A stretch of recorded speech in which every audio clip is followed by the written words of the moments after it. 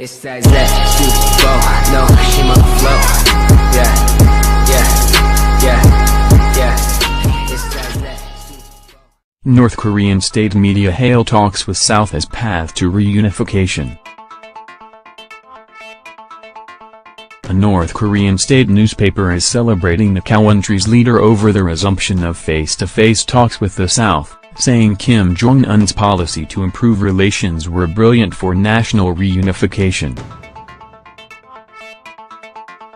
The article in state newspaper Rodong Sinmun said recent high-level talks proved again that there is no problem unsolvable if the North and the South pool their efforts. In talks Tuesday, the North agreed to send a delegation to next month's Winter Olympics in South Korea and to hold talks with Seoul to ease military tensions. The talks, held at the border village of Panmunjom in the Korean Peninsula's heavily fortified demilitarized zone, were the first face-to-face discussions between the two counties in more than 2 years.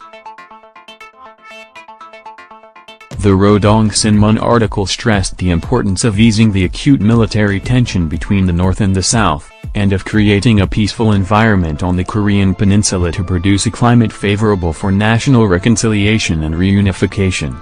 It is the most positive policy for reunification, as it correctly reflects the immensely increased comprehensive national strength of the DPRK.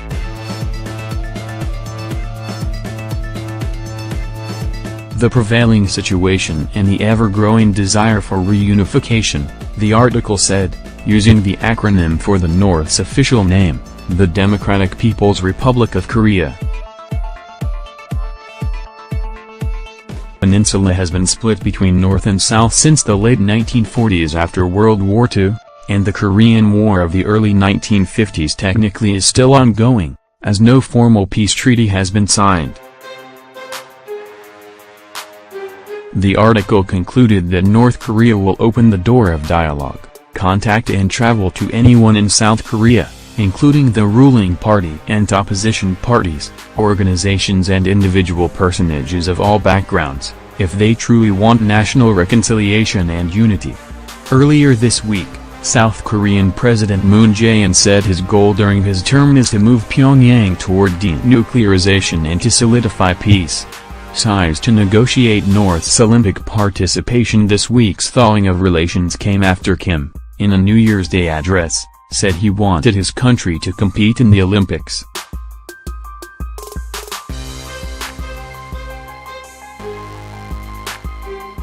His statement was seen as an olive branch after a year of aggression, with Kim overseeing advancements in Pyongyang's nuclear and long-range missile technologies.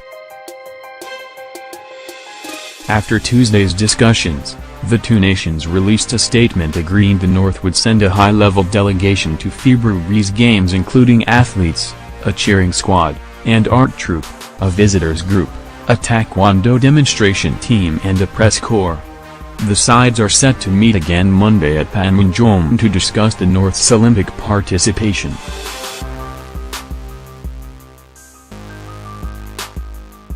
The South said it would send a deputy minister for culture and arts, an art director at the Korean Symphony Orchestra and a Ministry of Unification director. The North said it would send a director of its Arts and Performance Bureau, a conductor, the leader of North Korea's orchestra and an orchestra administrator. The International Olympic Committee will hold a meeting January 20th. With delegations from North and South Korea, to decide on the participation of North Korean athletes in the February 9th to 25th events.